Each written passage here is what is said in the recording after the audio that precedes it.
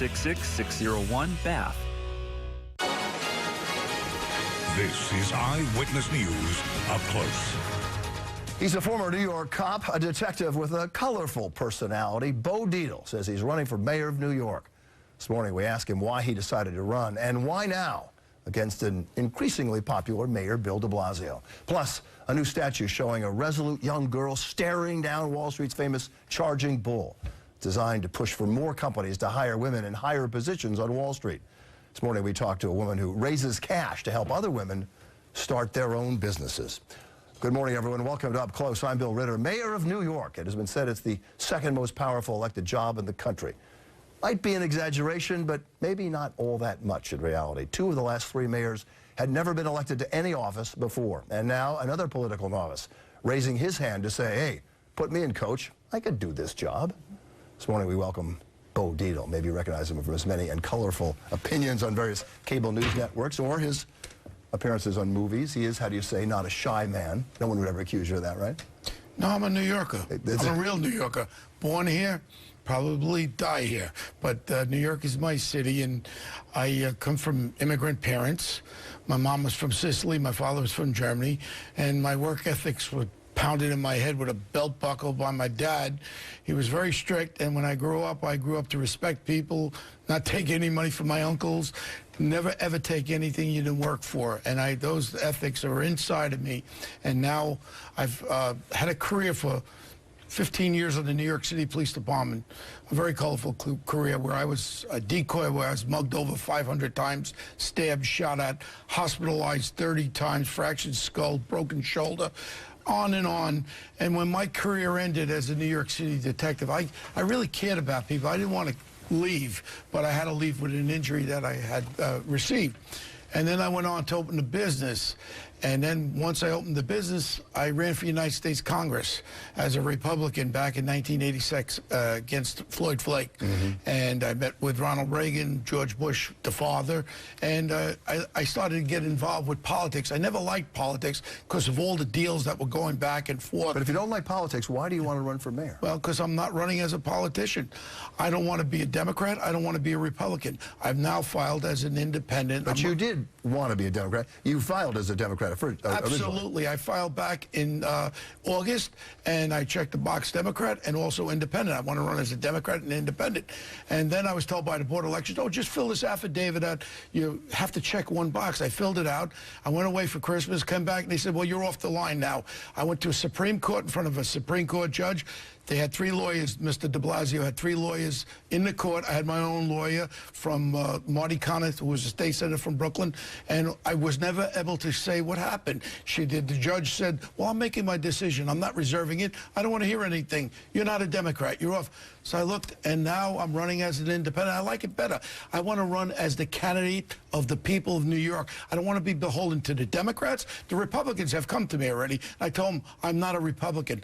I have evolved. I've run a business for 32 years. Most of my employees, business, right? Yeah, most of my employees are minorities, and I have to deal with this minimum wage. I have to deal with people living in New York City who can't afford housing. And I started to evolve, and I started to realize, and I started to care more about people. So I'm really a moderate Democrat. That's really what I am, and that's what I wanted to run. But for some reason, again, the tentacles of corruption that we know our mayor's involved in reached into the judicial system, and I was taken off the Democratic line. You're suggesting, I just want to get this right, Mr. Dietl, you're suggesting that Mayor de Blasio somehow put the kibosh through some nefarious way? I'm suggesting the influence of the Democratic Party with the Board of Elections, which they run, did not allow me to run on a clerical mistake. They asked me to sign an affidavit and get it notarized. I sent it back. They said, no problem. And I have lawyers that have backed me up on this thing. And the next thing is I go before this judge. When did you ever hear a judge wouldn't even let us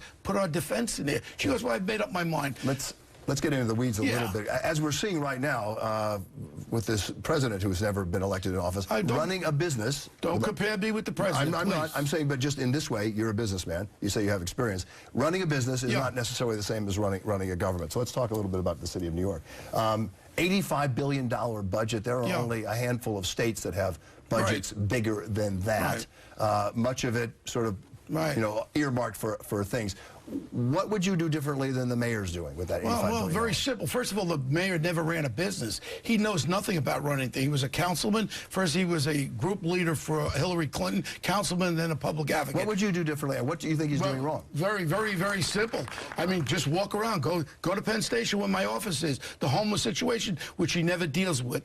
I talk to people. Crime is down, but I talk to people. There's a fear factor. Young ladies going back and forth to work on trains with homeless people there. He's doing nothing about it. Also, the ACS is a disgrace. Zamir Perkins, remember that name? That little boy that's hauntingly there. The ACS is disgrace. They're not following through. There are answers. He has no answers to things.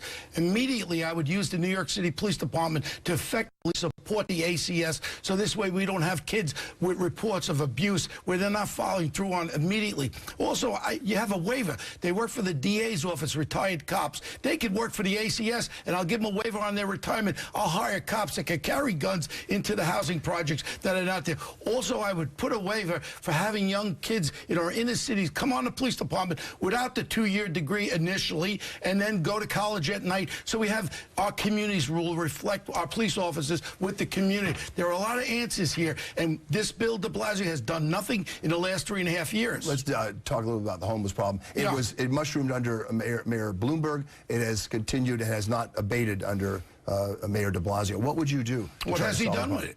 The homeless problem. Well, he's just put in. You know, he's going to have dozens of new homeless shelters in every borough. Right, and it's only going to be 4% of the problem. We have about, they say 63,000. I say it's up near 90,000 homeless. I talk to people every day. Based on facts, what you see, what's going on over the city. If you want to go and count them, you can count 200 homeless in Penn Station on any afternoon. And I get my shoes shined. No one's questioning that it's a bad problem. What would you do about it? What I would do is you have to face the problem. You have to deal with it. A lot of them are mentally they have mental problems. You have to deal with that. You have to have counselors. You have people who have lost their jobs. We have Manhattan State over here. We have Randall's Island. We have facilities. We have 1,700 parcels in New York that are owned by the city, buildings and lots. We could build facilities. We have high schools. I think there's 200 high schools that are not effectively being used. Why not use facilities to get these men and women,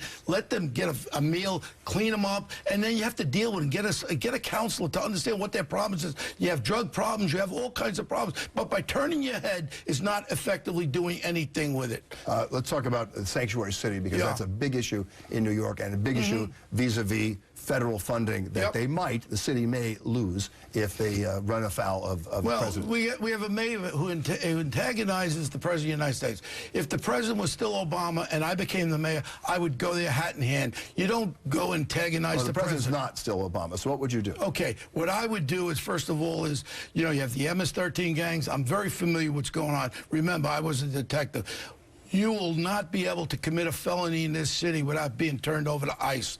That's one of the things. I'm not for going after Isabella and her husband who've had 3 kids in this city or in this country. We have to give them a path to citizenship. We have to let them pay taxes and all that. So there's a compromise here. A compromise is when someone commits a felony and you're illegally in this country, bye-bye. Very simple. But as far as me going after regular people or law-abiding illegally in this country, I'm not for that. So there's a compromise there. And I think that the president's agenda will start to turn around a little bit, because I'm not really interested in taking out my friend who's illegal here, who's got 3 kids who were born in the United States, who are citizens. I'm not interested in removing them. I'm only interested in the criminal aspect. So in that way, you're not that much different than Mayor de Blasio. He says the same thing. Well, come on, Mayor de Blasio. You just had MS-13. He says it, but he doesn't do it. You release an MS-13 gang member out of Rikers Island, and you put them into population. They're bent on killing people. Well, we said you weren't shy, Bo Dietl, and you lived up to it. One thing, Bill, very, very simple. I love this city. I care about this city. I care about every kid. I'm a high school graduate. I made tens of millions of dollars. I want every kid in this city to have the opportunity I have. I don't care if you're black, white, Hispanic. This is New York City. I want to be the mayor to all the people, not to a party affiliation, and I'm not going to kiss no party's butts. Appreciate that. Are you going to fund your own campaign? I'm funding? No, I'm not funding. There's a little surprise coming very soon. All right, Bo Dietl, good luck to you. Thank you. We'll have you on the show again, I'm sure. Thank you, Bill.